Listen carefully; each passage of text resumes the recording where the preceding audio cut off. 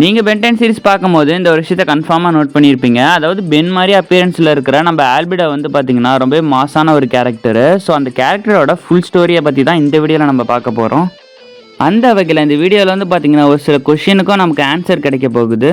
எப்படி நம்ம ஆல்பிடாவுக்கு பார்க்க அச்சஸில் பென் மாதிரி அப்பியரன்ஸ் கிடச்சிச்சு, எப்படி கேல்வன் சயின்டிஸ்டான ஆஸ்மத்தோட ஹெல்ப்பே இல்லாமல் ஆல்பிடாவால் ஒரு பவர்ஃபுல்லான அல்டிமேட்டிக்ஸை கிரியேட் பண்ண முடிஞ்சிச்சு, அண்ட் தென் எப்படி ஆல்பிடா வந்து ஒரு மிகப்பெரிய வில்லன் ஆனாப்புல அப்படின்னு சொல்லி ஒவ்வொரு எபிசோடாக பார்ப்போம். இதெல்லாம் வந்து பார்த்தீங்கன்னா சீரீஸில் காமிச்ச எபிசோட்ஸ் தான். இது லைனாக பார்க்கும்போது தான் உங்களுக்கு புரியும். Ben 10 Omniverse season 1 episode number 4 trouble helix அப்படிங்கிற ஒரு எபிசோடில் வந்து ஆரம்பிக்குது. ஆரம்பத்தில் கேல்வன் சயின்டிஸ்டான ஆஸ்மத்துக்கு வந்து பார்த்தீங்கன்னா அசிஸ்டண்ட்டாக ஜாயின்ட் ஆகி அதுக்கப்புறம் பென்னை வந்து மீட் பண்ணுற மாதிரி ஒரு எபிசோடில் வந்து காமிச்சிருப்பாங்க. அப்போ ஆல்பிடா வந்து பார்த்தீங்கன்னா ஒரு குட் பாயாக இருப்பாப்புல. அந்த மீட்டப்பே எப்படி ஆரம்பிக்குதுன்னா, ஆன்மிட்டிக்ஸில் வந்து ஒரு மால் ஃபங்க்ஷன் ஆகிருக்கு. அப்போ கேல்வன் சயின்டிஸ்டான ஆஸ்மத்தும் சரி ஆல்பிடாவும் சரி ரெண்டு பேருமே லேபில் ஒர்க் பண்ணிகிட்டு இருக்காங்க. அப்போ திடீர்னு மால்வேர் வந்து அதாவது இன்கம்ப்ளீட்டான ஒரு மெக்கமாஃப் வந்து பார்த்தீங்கன்னா அந்த இடத்த வந்து அட்டாக் பண்ணுற மாதிரி காமிக்கிறாங்க. இது எதுக்காக அப்படின்னா, மால்வேர் வந்து ஒரு இன்கரப்டடாக இருக்கிறதுனால ஆஸ்மத்தோட ஹெல்ப் வேணும். அப்போ தான் அது வந்து ஒரு கம்ப்ளீட்டாக ஃபங்க்ஷன் ஆக முடியும். ஸோ அப்போ தான் ஆஸ்மத் வந்து பென்னுக்கிட்ட இது சொல்கிறாரு. இது வந்து பார்த்தீங்கன்னா தெரியாமல் ஆஸ்மத்தே ஒரு எக்ஸ்பெரிமெண்ட்டில் வந்து க்ரியேட் பண்ணி விட்ட ஒரு பிளானட் தான். அது மெக்கமாஃபாக க்ரியேட் ஆகி அது மால் ஃபங்க்ஷன் ஆகிட்டு இருக்கு. அப்போ என்ன தான் பென் வந்து ஃபீட்பேக் எலியனை யூஸ் பண்ணி மால்வேர் கூட ஃபைட் பண்ணியும் கூட மால்வேரை வந்து தடுக்க முடியாமல் போயிருக்கும். அதுக்கப்புறமா மால்வேர் வந்து லேபில் இருக்கிற ஹீலெக்ஸ் அப்படிங்கிற ஒரு டூலை வந்து பார்த்தீங்கன்னா அப்படியே அசால்ட்டாக எடுத்துக்கிறாப்புல. அது மட்டும் இல்லை, ஆஸ்மத்தோட அசிஸ்டண்ட்டான ஆல்பிடாவையும் அந்த இடத்துல கிட்னாப் பண்ணிவிட்டு கிளம்புற மாதிரி காமிச்சிருக்காங்க.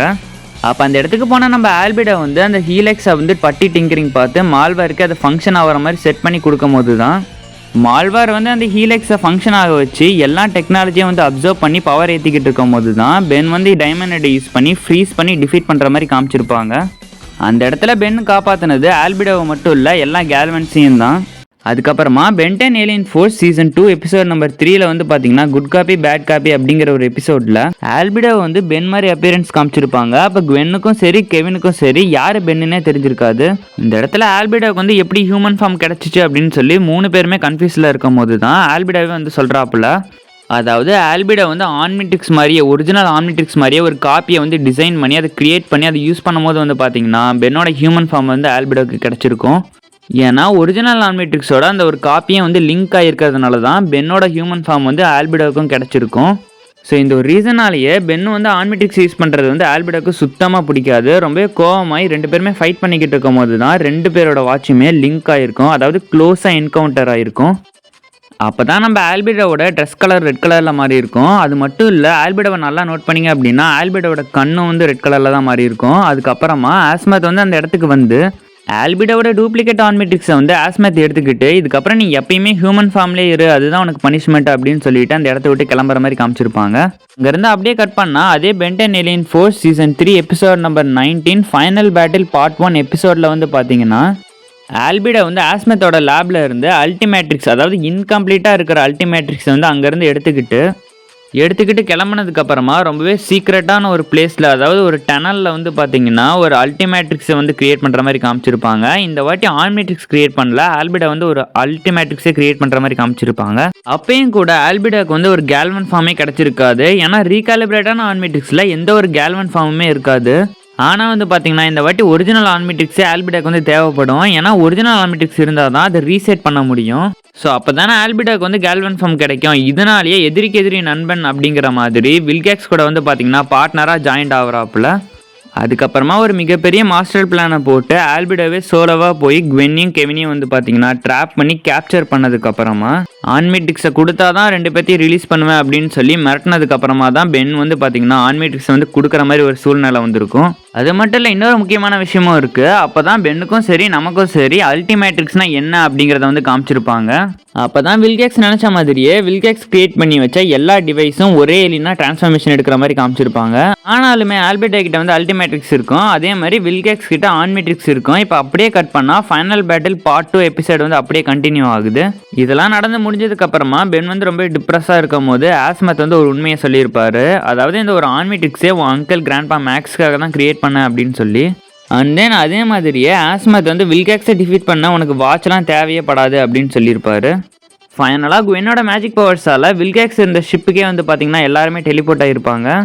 அங்கே வந்ததுக்கப்புறமா பென் வந்து வில்கேக்ஸுக்கு கொடுத்த ஆன்மேட்ரிக்ஸை வந்து 30 செகண்டில் செல்ஃப் டிஸ்ட்ராக்ஷன் மோடாக வெடிக்க வச்சதுக்கப்புறமா அதுக்கப்புறமாவும் பென் வந்து சும்மா இல்லாமல் ஆல்பிடாவோட அல்டிமேட்ரிக்ஸ்லையும் அந்த டைம் லிமிட்டை செட் பண்ணி, அதாவது செல்ஃப் டிஸ்ட்ராக்ஷன் மோட செட் பண்ணதுக்கப்புறமா ஆல்பிடாவை ஈஸியாக அந்த வாட்சை கழட்டி பென்னுக்கு கொடுக்குற மாதிரி காமிச்சிருப்பாங்க.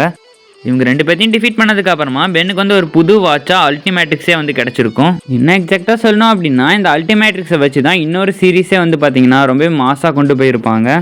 அதுக்கப்புறமா பென் 10 அல்டிமேட் ஏலியனில் டபுள் ஆர் நத்திங் அப்படிங்கிற ஒரு எபிசோடில் வந்து பார்த்தீங்கன்னா ஆல்பிடா வந்து இன்னமும் ஹியூமன் ஃபார்மில் உயிரோட தான் இருக்க மாதிரி காமிச்சிருப்பாங்க. இன்னொரு விஷயத்தை நல்லா நோட் பண்ணிங்க அப்படின்னா ஆல்பிடா ஹியூமன் ஃபார்மில் இருக்கும் போது நல்லாவே பசி எடுக்கும். அப்படி விதவிதமாக சாப்பிட்ணும் அப்படின்னா அதுக்கு பணம் தான் வேணும். ஸோ அந்த ஒரு பணத்துக்காகவே லைவ் டிவி ஷோ வந்து பார்த்தீங்கன்னா க்ரியேட் பண்ணி அதுக்கு ஆடியன்ஸாக பென்னும் கூட வந்துருப்பாப்புல.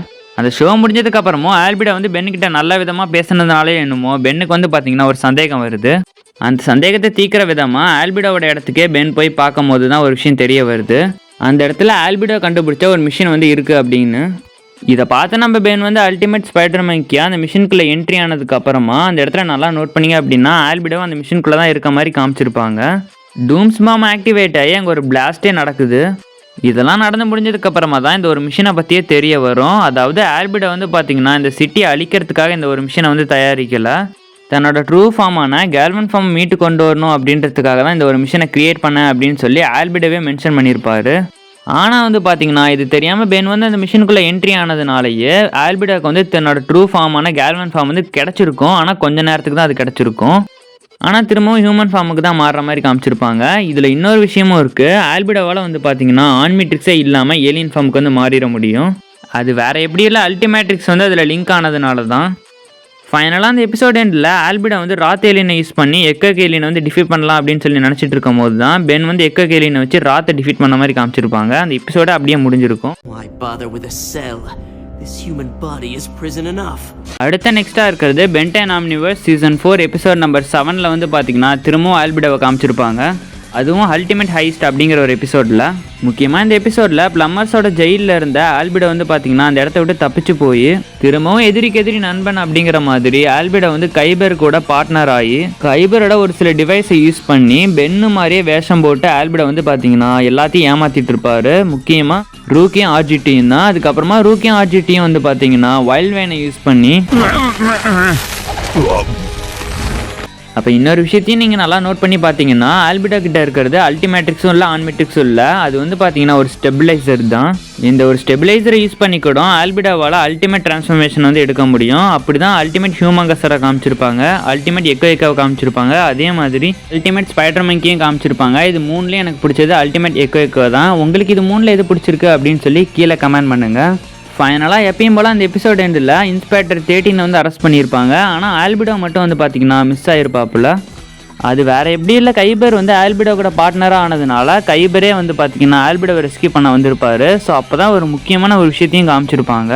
அது வேறு ஒன்றும் இல்லை, ஆல்பிடாவால் ட்ரூ ஃபார்மான கேல்வன் ஃபார்முக்கு வந்து மாற முடியும். அது மட்டும் இல்லை, ஆல்பிடாவால் அல்டிமேட் ஆல்பிடாவாகவும் மாற முடியும். அதுக்கப்புறமா கைபரும் ஆல்பிடாவும் டீம் சேர்ந்ததுக்கப்புறமா ஃபிஸ்ட் ஃபுல் ஃபார் பிரெயின் அப்படிங்கிற பென் 10 ஆம்னிவர்ஸ் எபிசோடில் வந்து பார்த்தீங்கன்னா ஆல்பிடாவை கிரவுண்ட் டவுனில் பார்த்த உடனே பென்னூருக்கும் ஃபாலோ பண்ணி போய்கிட்டு இருப்பாங்க. அப்போ ஆல்பிடா வந்து ஸ்பேஸ் ஷிப்பில் தப்பிச்சு போகிற மாதிரி காமிச்சிருப்பாங்க. அப்போ அங்கேயே கைபரோட வலையில் சிக்கினா நம்ம பென் வந்து பார்த்தீங்கன்னா கான்ஷியஸ்னஸை இழந்ததுக்கப்புறமா எந்த இடத்துல இருக்குன்னே தெரியாமல் கைபரை மீட் பண்ணி திரும்ப ஒரு ஃபைட்டை வந்து ஆரம்பிக்குது. இப்படி போய்கிட்டு இருக்கும் போது பென் வந்து டிடோயிலினை யூஸ் பண்ணி மல்டிபிள் க்ளோன்ஸை உருவாக்க, அதே மாதிரி கைபரும் சும்மா இல்லாமல் நிமிட்ரிக்ஸ் யூஸ் பண்ணி தன்னோட பெட்டியை வந்து மல்டிபிள் க்ளோன்ஸை உருவாக்கி ஒரு பேட்டிலே நடக்குது. இந்த ஒரு ஃபைட்டுக்கு அப்புறமா பென் வந்து ஜெட்ரே மாதிரி இருக்கிற ஒரு ஏலியனை யூஸ் பண்ணி டேரெக்டாக ஆல்பிடா இருக்கிற ஷிப்புக்கே உள்ளே நுழைஞ்சதுக்கப்புறமா அங்கேயும் ஒரு பேட்டிலே நடக்குது, ஆல்பிடா விசஸ் பென் அப்படின்னு சொல்லப்போனால் பென்னால் வந்து பார்த்தீங்கன்னா ஆல்பிடாவை கண்ட்ரோலே பண்ண முடியாமல் போயிருக்கும். எது வரைக்கும் நான் ஃபீட்பேக் அப்பியர் ஆகிற வரைக்கும் தான். அதுக்கப்புறமா ஃபீட்பேக் ஏலியனை வச்சு ஆல்பிடாவை டிஃபீட் பண்ணதுக்கப்புறமா ஆல்பிடா வந்து ஆல்ரெடி ஆஸ்மேத்தை வந்து கேப்சர் பண்ணி தன்னோட கண்ட்ரோலில் வச்சிருக்கிறத வந்து பார்த்தீங்கன்னா கைபரே வந்து சொல்கிறாப்புல. ஸோ இப்படி தான் இந்த ஒரு எபிசோடே ரொம்ப ட்விஸ்ட்டாக வந்து முடியுது. ஆஸ்மேத் வந்து ஆல்பிடாவோட கண்ட்ரோலில் இருக்க மாதிரி. அடுத்த நெக்ஸ்ட்டாக ஃபியூ மோர் பிரெயின்ஸ் அப்படின்னு சொல்லி இந்த எபிசோட் வந்து அப்படியே கண்டினியூ ஆகுது. உங்களுக்கே தெரியும் ஆஸ்மேத் வந்து ரொம்ப இன்டெலிஜென்ட்டான ஒரு சயின்டிஸ்ட் அப்படின்னு சொல்லி. அப்படி இருக்கும்போது இந்த ஒரு எபிசோடில் வந்து பார்த்தீங்கன்னா ஆல்பிடோ வந்து ஆஸ்மத்தோட பிரெயினை கண்ட்ரோல் பண்ணி ஒரு க்ரீன் கலர் ஆர்பில் வந்து பார்த்தீங்கன்னா அடைச்சி வச்சு ஆஸ்மத்துக்கு தான் யாருன்னே தெரியாத மாதிரி பண்ணி வச்சிருப்பாப்புல. இதெல்லாம் பார்த்து நம்ம பென் வந்து டெராஸ்பென் ஏலியனை யூஸ் பண்ணி ஆஸ்மத்தையும் சரி ஆஸ்மத்தோட பிரெயினையும் சரி எடுத்துக்கிட்டு ஒரு ஸ்பேஸ்ஷிப் வந்து தப்பிக்கிற மாதிரி காமிக்கிறாங்க. இப்போ அப்படியே பென்னு தப்பிச்ச ஸ்பேஸ்ஷிப்பில் போய் பார்த்தா பென்னும் ஆஸ்மத்தும் வந்து பார்த்தீங்கன்னா சின்ன பிள்ளைத்தனமாக விளையாண்டுட்டு இருக்காங்க. இப்போ அப்படியே கட் பண்ணால் அல்டிமேட் ஆல்பிடோ அந்த ஸ்பேஸ்ஷிப்பை தடுத்து பென்னுக்கும் ஆல்பிடோக்கும் வந்து பார்த்தீங்கன்னா ஒரு மிகப்பெரிய ஃபைட்டே நடக்குது. இருந்தாலும் பென்னால் வந்து பார்த்தீங்கன்னா அல்டிமேட் ஆல்பிடோவை கண்ட்ரோலே பண்ணியிருக்க முடிஞ்சிருக்காது. அப்போ தான் ஆல்பிடோ கூட ஃபைட் பண்ணணும் அப்படின்றதுக்காக ஆஸ்மத்தே தெரியாமல் அட்டாமிக் ஏலியனை வந்து அன்லாக் பண்ண மாதிரி காமிக்கிறாங்க. அதுக்கப்புறம் அட்டாமிக் ஏலியனை யூஸ் பண்ணி ஆல்பிடோவை டிஃபீட் பண்ணதுக்கப்புறமா இப்போ அப்படியே ஆல்பிடோவோட மேட்ருக்கு வருவோம். ஆஸ்மத் வந்து ஆல்பிடோவோட அல்டிமேட்ரிக்ஸ் மாதிரி இருக்கிற அந்த ஸ்டெபிலைசரை வந்து பார்த்தீங்கன்னா ஒரு சில மாடிஃபிகேஷன் பண்ணி திரும்பவும் அந்த அல்டிமேட்ரிக்ஸை ஆல்பிடோ கிட்டே கொடுத்து ஆல்பிடோக்கு வந்து பார்த்தீங்கன்னா ஒரு பனிஷ்மெண்ட்டை கொடுக்குற மாதிரி காமிக்கிறாங்க. அந்த பனிஷ்மெண்ட் வேறு எதுவுமே இல்லை. இனிமேல் எப்பயுமே ஆல்பிடோவால் ஹியூமன் ஃபார்மில் மட்டும்தான் இருக்க முடியும். அதுவும் பெரிய பென்னா இல்லை, குட்டி பென்னா.